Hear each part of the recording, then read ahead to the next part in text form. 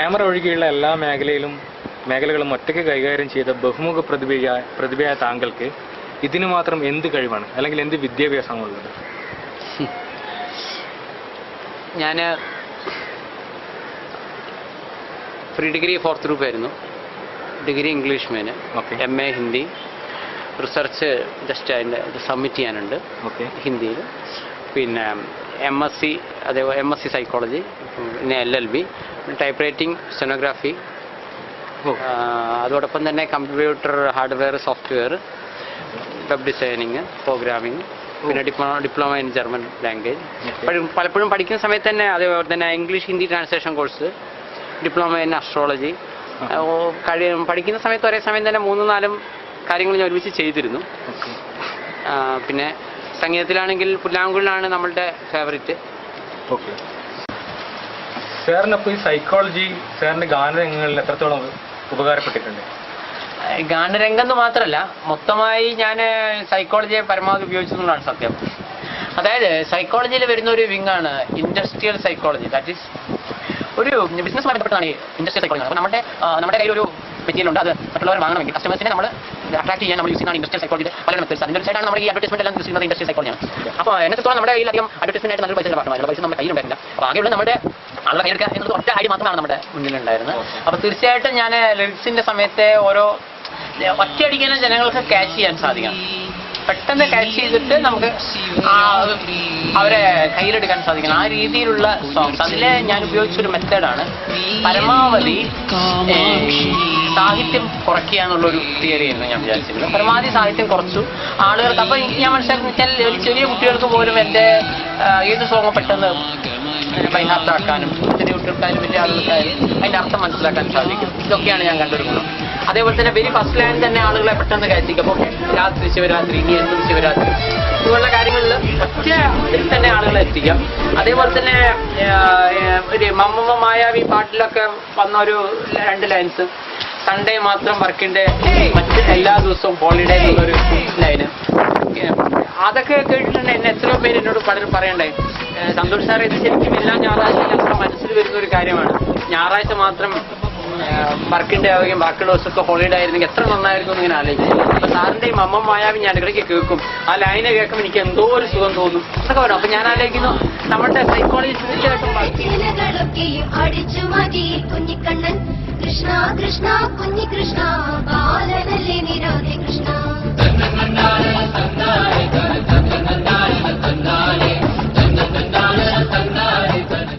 പിന്നെ സൈക്കോളജി വേറൊരു കാര്യം ഞാൻ കാണിച്ച വെറൈറ്റിയാണ്. ഇപ്പോൾ കൃഷ്ണനും രാധയും, ആളുകൾ വിചാരിക്കും നായകന്റെ പേര് കൃഷ്ണൻ, നായികയുടെ പേര് രാധ. അവിടെ ട്വിസ്റ്റാണ്. നായകന്റെ പേര് കൃഷ്ണനെ അല്ല, നായകന്റെ പേര് ജോൺ. അപ്പൊ ഈ ജോൺ എങ്ങനെ കൃഷ്ണൻ എന്നുള്ള പേര് സ്വീകരിക്കേണ്ടി വരുന്നു, ആ സൈഡ്. അങ്ങനെ അവിടെ തുടങ്ങി ഈ സിനിമയിലെ ഓരോ കാര്യങ്ങൾ. ഇതിൽ പലരും എന്നോട് ചോദിക്കേണ്ടായി, ഇതിൽ രാത്രി ശിവരാത്രിയിൽ അഭിനയിച്ച കുട്ടിയാണോ രാധ, അല്ല സ്നേഹ സംഗീതത്തിൽ വരുന്ന കുട്ടിയാണോ രാധ, അംഗനവാടി ടീച്ചറാണോ രാധ എന്നൊക്കെ ചോദിക്കുക. അപ്പൊ ഞാൻ വിചാരിക്കും ഇതിൽ ഈ രാധയായിട്ട് വരുന്ന ആരും പോലും പ്രേക്ഷകർക്ക് ശരിക്കും പറഞ്ഞാൽ അറിയില്ല. അതേപോലെ തന്നെ പലരും ചോദിക്കേണ്ട ഈ സിനിമ ഏത് ഗണത്തിൽപ്പെടുന്നു. എനിക്ക് ഉറപ്പിച്ച് പറയാൻ പറ്റും, ഇന്ന് കേരളത്തിലെ ഒരാൾക്ക് പോലും യഥാർത്ഥത്തിൽ കൃഷ്ണൻ രാധ എന്ത് സബ്ജക്റ്റാണ് പറയുന്നത് കറക്റ്റായിട്ട് ആർക്കും അറിയില്ല എന്നുള്ളതാണ് സത്യം. അവിടെയും എൻ്റെ സൈക്കോളജി ഗുണം ചെയ്യുന്നു. കാരണം ഓരോ ആംഗിളിലൂടെ ആളുകൾക്ക് പലതായിട്ട് തോന്നും. അപ്പൊ കുറെ പാട്ട് വന്നപ്പോൾ ഫസ്റ്റ് കൃഷ്ണൻ രാജ കിട്ടുമ്പോൾ ചിലരോട് വെച്ചിട്ട് എന്താ പുരാണമാണ്. അപ്പൊ അത് പിന്നെ ഭക്തിയാണോ പുരാണമാണോ അങ്ങനെ രാത്രി ആളുകൾ ഒന്നുകൂടെ മാറ്റി ചോദിച്ചു ഏത് തരം സിനിമയാണോ ചോദിക്കാൻ തുടങ്ങി. ഓക്കെ, അപ്പൊ ഇമേജ് മാറി. പിന്നെ അതിലുള്ള സ്കിൽസ് എല്ലാം പല വെച്ചിട്ട് ആക്ഷൻ സിനിമയാണോ ആളുകൾ വീണ്ടും കൺഫ്യൂസ് ആണ്. അപ്പൊ ഇങ്ങനെ അതിൽ ഓരോ ഇത് വരുമ്പോൾ ആളുകൾക്ക് ഇപ്പോഴും കറക്റ്റായിട്ട് അറിയില്ല എന്താണ് വരുന്നത്. ഞാൻ പറയുന്നത് എല്ലാം അടങ്ങുന്ന ഒരു സിനിമയാണ്. സാറിന്റെ ഒരു ഗാനമായ ദേഹിയില്ല ദേഹിക്കുന്ന ദാഹമില്ല, MG ശ്രീകുമാർ പാടിയതാണ്. അതിന്റെ ഒരു അർത്ഥം എന്താണ്? സംശയമുണ്ടല്ലേ? തീർച്ചയായിട്ടും എന്നെയും പലരും വിളിച്ച് അങ്ങനെ ചോദിക്കുന്നുണ്ട്. കാരണം അതൊരു ക്ലാസ് ലൈനാണ്. പക്ഷെ അതിന്റെ അർത്ഥമാണ്. ഓക്കെ ഞാൻ പറഞ്ഞുതരാം. അതായത് ശരിക്കും ഞാൻ പറഞ്ഞല്ലോ, ബേസിക്കലി ഞാനൊരു കവിയൊന്നും അല്ല. അപ്പൊ നമ്മള് ഉള്ള അറിവൊക്കെ വെച്ചിട്ട് 10ാം ക്ലാസ് വരെ മലയാളം പഠിച്ച ഞാനൊക്കെ മുൻപേ കേട്ടിരുന്ന കവിതകളുടെ ആ ഒരു അർത്ഥം വളരെ ചിന്തിപ്പിക്കുന്ന ഒരു വരികളാണ്. തീർച്ചയായിട്ടും ഞാൻ 10ാം ക്ലാസ് വരെ മലയാളം പഠിച്ചൊരു വ്യക്തിയാണ്. കാരണം ഞങ്ങളുടെ ഒരു ഒറിജിൻ വെച്ച് നോക്കുകയാണെങ്കിൽ കുറച്ചും കൂടെ വീട്ടിൽ ഹിന്ദി ഇംഗ്ലീഷൊക്കെ യൂസ് ചെയ്യുന്നു, മലയാളം പുറമേ എല്ലാവരോടും യൂസ് ചെയ്യുന്നു. ഇങ്ങനെയാണ് എൻ്റെ ബാക്ക്ഗ്രൗണ്ട് ഉണ്ടായത്. അപ്പോൾ ഈ ഞാൻ പറഞ്ഞല്ലോ, അന്ന് ഞാൻ ഈ ടാർ വർക്കും ഈ ബ്രിഡ്ജ് വർക്കൊക്കെ ചെയ്യുന്നതിനിടയിലാണ് ഈ ടാർ വർക്കും ഈ ബ്രിഡ്ജ് വർക്കൊക്കെ ചെയ്യുന്നതിനിടയിലാണ് ഈ പാട്ടൊക്കെ എഴുതിയിരുന്നത്. അപ്പൊ എനിക്ക് അവിടെ വേണ്ടിയിരുന്നത് ആത്മാവില്ലാത്ത ശരീരം കൊണ്ട് കാര്യമില്ല. ബാക്കിയൊക്കെ ലൈൻസ് എഴുതി സുഗന്ധമില്ലാതെ അല്ലാതെ അതായിരുന്നു വേണ്ടത് അർത്ഥം. പാട്ട് കംപ്ലീറ്റ് പക്ഷെ ഫസ്റ്റ് ലൈൻ ഇല്ല. അത് ഇങ്ങനെ എഴുതി അതൊരു സുഖമില്ലല്ലോ. അങ്ങനെ ഞാൻ ആലോചിച്ചപ്പോൾ ഞങ്ങൾക്ക് ചെറുപ്പത്തിൽ ഈ വേദങ്ങൾ പഠിക്കണം, വേദങ്ങൾ ഭഗവത്ഗീത സംസ്കൃതമൊക്കെ പഠിക്കണം. അപ്പൊ ആ പഠിച്ച ചില കാര്യങ്ങൾ ഞാൻ ഓർക്കുന്നുണ്ടായിരുന്നു. ദഹ്യതേ ഇതി ദേഹം, ദേഹം എന്നുള്ള വാക്കിന്റെ സാൻസ്ക്രിറ്റ് ദഹ്യതേ ഇതി ദേഹം. ദഹിക്കുന്നത് എന്താണോ അതിന് ദേഹം എന്ന് പറയുന്നു. ശീര്യതേ ഇതി ശരീരം, നശിക്കുന്നത് എന്താണോ അതിന് ശരീരം എന്ന് പറയുന്നു. ദേഹി എന്നുള്ള വാക്കിന്റെ അർത്ഥം ആത്മാവ്. ഇതാണ്. അപ്പൊ ഞാൻ അത്ര ആലോചിച്ച് തോന്നി ഈ വാക്കിനെ അങ്ങോട്ടും ഇങ്ങോട്ടും മാറ്റിയത് കറക്റ്റോ. ദേഹിയില്ല ദേഹിക്കിപ്പോൾ ദാഹമില്ല, അതായത് ആത്മാവില്ലാത്ത ശരീരം കൊണ്ട് കാര്യമില്ല. ദേഹം എന്നുള്ളതിനെ ദേഹി എന്നതിലേക്ക് വരും. മറ്റേ വീടും ദേഹി എന്ന് പറഞ്ഞാൽ ദേഹി തന്നെയാണ്. അപ്പൊ ദേഹിയില്ല ദേഹിക്കിപ്പോൾ ദാഹമില്ല എന്ന് പറയുമ്പോൾ ആത്മാവില്ല ശരീരം കൊണ്ട് കാര്യമില്ല. ഇവിടെ ഞാൻ ഇതേ കാര്യം എന്റെ വിമർശകരോട് ഞാൻ നേരത്തെ പറഞ്ഞൊരു കാര്യം ഒന്നുകൂടെ ഓർമ്മിപ്പിക്കുകയാണ്. ഇപ്പോൾ തന്നെ നിങ്ങൾക്ക് അത് ചെറിയൊരു കൺഫ്യൂഷൻ ഉണ്ടായി. എന്തുകൊണ്ട്? ഞാൻ സാഹിത്യം ഉപയോഗിക്കുമ്പോഴാണ്. ഇതാണ് എന്റെ പല വിമർശകരോട് ചോദിക്കേണ്ടത്. അംഗനവാടിയിലെ ടീച്ചർ എന്ന് പറഞ്ഞ പാട്ടിന്റെ സാഹിത്യം കുറഞ്ഞു എന്തൊരു പൊട്ടത്തരമാണ് ഇവർ ചോദിക്കുന്നതാണ് എനിക്ക് തിരിച്ചു ചോദിക്കാനുള്ളത്. കാരണം വെച്ചാൽ 3 വയസ്സിലായാലും ഒരു അംഗനവാടി പോകുന്ന കുട്ടികൾ 3 വയസ്സിൽ ഈ 3 വയസ്സുള്ള കുട്ടികൾ എന്ത് സാഹിത്യമാണ് പറയാ? ഒരല്പം ഒരു 3 നേരം ഭക്ഷണം കഴിക്കുന്നവരാണ് ചിന്തിച്ചു നോക്കുക. അപ്പൊ അവർ പറഞ്ഞത് മലയാള സാഹിത്യം എന്നൊക്കെ പറഞ്ഞു കഴിഞ്ഞാൽ കവികളൊക്കെ 4 ലെവലിലാണ്. അതാണ് എനിക്കതിലൊന്നും അഭിപ്രായമില്ല. പക്ഷെ ഞാൻ പറഞ്ഞത് സിറ്റുവേഷൻ, അവിടെയാണ് ഞാൻ പറഞ്ഞത് സിറ്റുവേഷൻ അനുസരിച്ചേ വരുള്ളൂ. അതിൽ നിങ്ങൾ ഡാൻസ് നോക്കും. ഞങ്ങളുടെ സ്വാഭാവികമായിട്ടാണ് ഡാൻസ് ചെയ്യുന്നത്. ഞാൻ എന്റെ കുട്ടികളോട് പറയാം, നിങ്ങൾ എല്ലാവരും ഒരേപോലെ ഡാൻസ് ചെയ്യരുത്. കാരണം അങ്ങനെ ഒരിക്കലും കുട്ടിക്ക് ചെയ്യാൻ പറ്റില്ല. നിങ്ങൾ സ്വാഭാവികമായിട്ട് ചെയ്യും. അതായത് എന്റെ സിനിമയിലെ ഫുൾ ഡാൻസ് ഓരോ ടൈമിലും ഞാൻ എല്ലാവരും പറഞ്ഞത് സ്വാഭാവികമായിട്ട് ചെയ്താൽ മതി. ഹെവി സ്റ്റെപ്സ് ഒന്നും വേണ്ട. അപ്പോഴാണ് സ്വാഭാവികത കിട്ടുള്ളൂ. നമ്മൾ ഹെവി സ്റ്റെപ്സ് ചെയ്ത് കഴിഞ്ഞാൽ നമ്മൾ മറ്റുള്ളവർ തമ്മിലുള്ള വ്യത്യാസമുണ്ട്. അതായത് ഇതിന്റെ സംഘടനം ഞാൻ സ്പെസിഫൈ ചെയ്യുകയാണ്. ഇതിന്റെ സംഘടനം എന്നൊന്നും പറയാനില്ല, സാധാരണമായിട്ടുള്ള ഇതൊക്കെ ഉള്ളൂ. പക്ഷെ ആ സംഘടനകളൊക്കെ തന്നെയും ഭൂമിയിലെ ഒരു മനുഷ്യനെ ഒരാൾ റോട്ടിലിട്ട് ആക്രമിച്ച അയാൾ എങ്ങനെ പ്രതികരിക്കുക? അതുപോലെയാണ്. നമുക്ക് എക്സ്ട്രാ പവർ ഒന്നുമില്ല. നമുക്ക് ഒറ്റയടിക്ക് 10 ആളെ ഇടിച്ചു വീഴ്ത്താനുള്ള കഴിവൊന്നും എന്റെ സിനിമയിലെ നായകനെ നയിക്കില്ല. അതേപോലെ ഈ 8 പാട്ടുകളും കോഴിക്കോട് വെച്ചിട്ടാണ് ചെയ്തിരിക്കുന്നത്. കോഴിക്കോട്ടുകാർ പോലും വിശ്വസിക്കുന്നില്ല അത് പറയുമ്പോൾ. സാറ് കളവ് പറയുമ്പോൾ വളരെ മനോഹരമായിട്ട്. അതെ അതെ അതെ. അവിടെയാണ് ഞാനെടുത്ത ഒരു സ്ഥലവും ഇന്നേ ഒരു സായിപ്പും വിസിറ്റ് ചെയ്തിട്ടുണ്ടാവില്ല. ചിലപ്പോൾ മേ ബി ഈ സിനിമ ഹിറ്റായാൽ ചിലപ്പോൾ ആളുകൾ ചോദിച്ചു വരാം ഇത് എവിടെയാ സ്ഥലം. അതാണ് എനിക്ക് ഏറ്റവും തമാശ വെച്ചാൽ കോഴിക്കോട്ടുകാർ പോലും വിശ്വസിക്കുന്നില്ല കോഴിക്കോട് ഇങ്ങനത്തെ സ്ഥലമുണ്ട്. എന്നോട് ചോദിക്കാൻ സന്തോഷമില്ല. ഗോകുലനാഥനായ കള്ളക്കണ്ണൻ എന്നുള്ളത് നിങ്ങൾ കർണാടകയിൽ നിന്ന് എടുത്ത് സത്യം പറ. എനിക്കെന്തിനെ കളവ് പറയണം? ഇതിലെ 8 പാട്ടിൽ അതേപോലെ തന്നെ രാത്രി ശിവരാത്രി കോഴിക്കോട് നടത്തുന്ന ആളുകൾ രാത്രി ശിവരാത്രി അതൊരു ഹിൽ സ്റ്റേഷൻ ഇത് കോഴിക്കോടാണ്. താങ്കളുടെ സിനിമയിലെ പാട്ടുകൾ കേട്ട് ഫോൺ ചെയ്യുന്നതിൽ പെൺകുട്ടികളുണ്ടോ?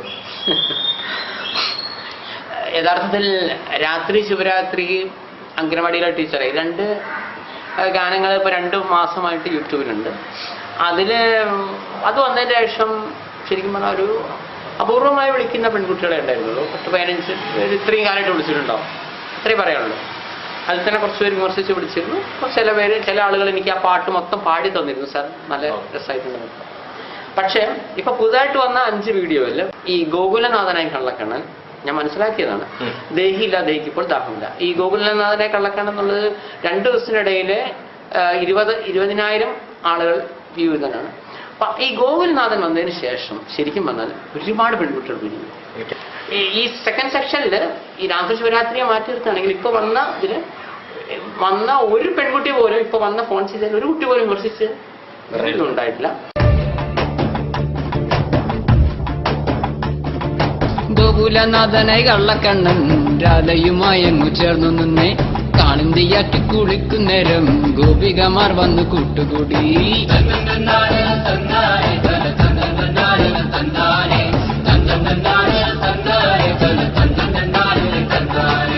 ഗോപികമാരുടെ ചിലകളൊക്കെയും അടിച്ചു മാറ്റി കുഞ്ഞിക്കണ്ണൻ കൃഷ്ണ കൃഷ്ണ കുഞ്ഞികൃഷ്ണ ബാലനല്ലേ നിരാധി കൃഷ്ണ.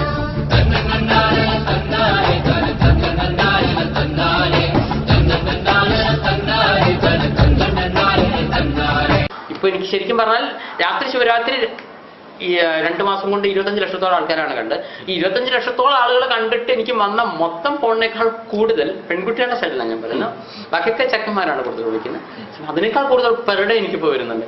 മാത്രമല്ല കുറേ പെൺകുട്ടികൾ സ്വാഭാവികമായിട്ടും അഭിനയിക്കാനുള്ള താല്പര്യമായിട്ടും അവരെ ഡാൻസ് ട്രൂപ്പിൽ ഞങ്ങൾക്ക് അടുത്തതിൽ സാറിന് ഇത് കിട്ടുമെന്നൊക്കെ ചോദിച്ചിട്ട് പഠനം വിളിച്ചിട്ടുണ്ട്. എന്തായാലും സാറിന്റെ ഗാനങ്ങൾ കേരളക്കര ആകെ നെഞ്ചിലേറ്റിട്ടുണ്ട് അല്ലേ? തീർച്ചയായിട്ടും അതിൽ എനിക്ക് വളരെ അഭിമാനമുണ്ട്. കാരണം വെച്ചാൽ ഞാൻ ശരിക്കും അതിന്റെ രണ്ടവസ്ഥയാണ് നമ്മൾ ആലോചിക്കേണ്ടത്. 6 മാസം മുമ്പ് ഈ സിനിമയ്ക്ക് വേണ്ടി സ്ക്രിപ്റ്റ് എഴുതാൻ പോകുമ്പോൾ 3 ഭാഷയിൽ ഞാൻ സ്ക്രിപ്റ്റ് എഴുതാൻ പോകുമ്പോൾ ഞാൻ ആലോചിക്കുകയായിരുന്നു, പ്രധാനമായിട്ടും ഇപ്പോൾ യൂഷ്വൽ എല്ലാവർക്കും അറിയാവുന്ന കാര്യമാണ്, നമുക്ക് പ്രശസ്തി നമ്മൾ വിചാരിക്കുമല്ലോ. അപ്പം ഞാൻ വിചാരിച്ചു ഒരു 100ഓളം പുതിയ ആളുകളെ വെച്ചൊരു സിനിമ ചെയ്യുന്നു.